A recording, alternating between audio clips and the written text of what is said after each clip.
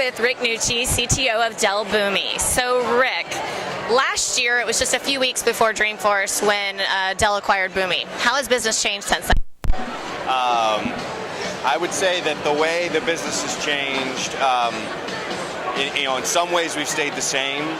If you think about kind of our core focus and our go-to-market strategy and what we're really trying to do as a company, which is address cloud integration. So sort of that charter in life hasn't changed.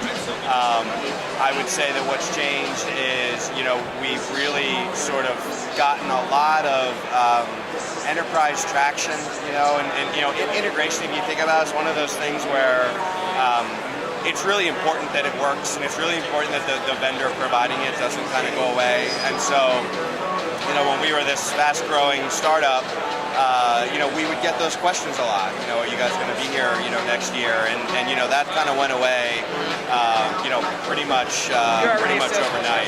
So we've gotten a lot of enterprise traction, a lot of penetration into larger accounts as a result, and so that's kind of the part that's different. And then the growth acceleration.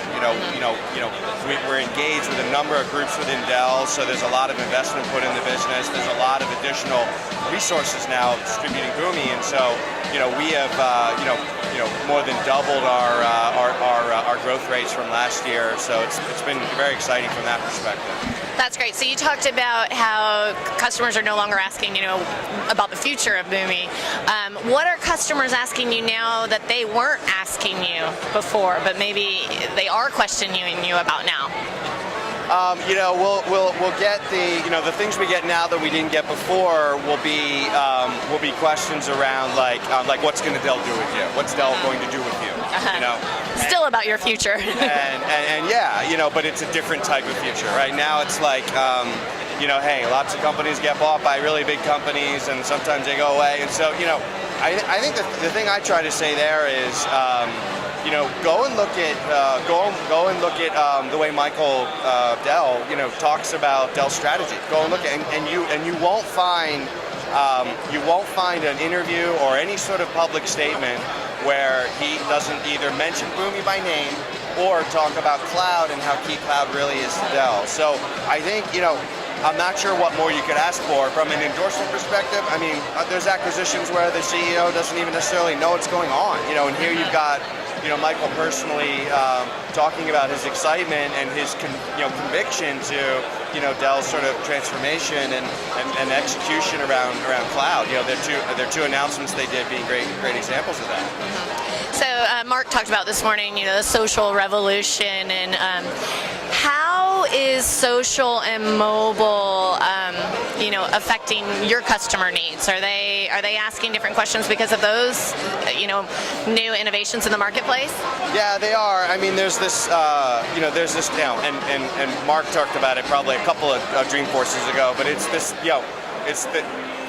it's things like mobile and social that are bringing information into like a real-time sort of level, meaning the way I access information and the way I want to look up and find information is much more real-time than it was before, because you've got people consuming that information in much more, casual, convenient, real-time ways. And so the things we get are, I want to understand, how fast, Boomi can run, and I want to see how Boomi can enable me to support those sort of real-time needs. And so, whether it's Boomi, watching Twitter for keyword references of things, and then being able to get that data and transform it and aggregate it, or whether it's Boomi powering transactions that sort of initiate on a mobile device, we'll sort of see things like that. But I think it's just the beginning, and I think over time we'll see, the notion of data growing in volume and size.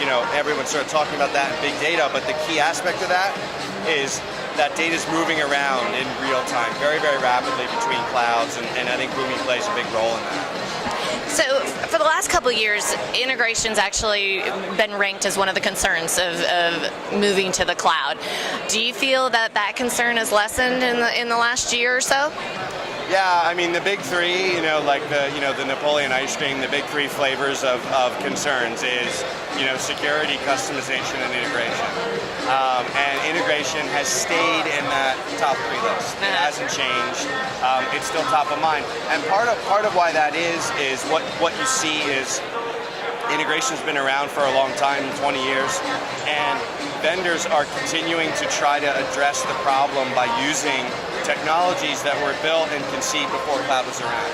And it doesn't work. The conversations, the concerns aren't around how do I connect or how do I map data. I mean, those problems are kind of the same. It's how do I navigate multiple clouds and multiple locations, and how do I provide visibility into data as it's moving. And so my point is, it's the things that fundamentally change integration, that cloud, how cloud impacts traditional integration is really changing that question. And, we feel that we've answered that, and we do our best to kind of evangelize that, but I think there's a lot of confusion, in the market still. And so it's going to remain a concern, I think, until we start to see, that problem being addressed and talked about. All right, finally, Rick, I'm going to ask you to put your future thinking hat on here. So what would you say is the most important technology advancement or investment, maybe, that has not yet been made? That has not yet been made? I think that I'll give a very unexciting but pragmatic answer. That's integration in a nutshell, by the way. It's very unexciting but very pragmatic. There are a ton of opportunities around how to efficiently move very large data sets between multiple clouds.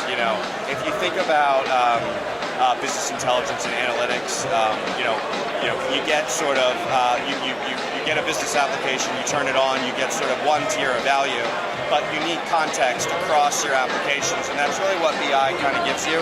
But until we have a way to very rapidly make sure that data is where it needs to be so that BI project can work, companies are going to continue to suffer through their on-premise environments. And so I think there's a really big innovation around data movement and how it actually gets between these clouds and gets into these cloud-based BI stores that represents a huge opportunity.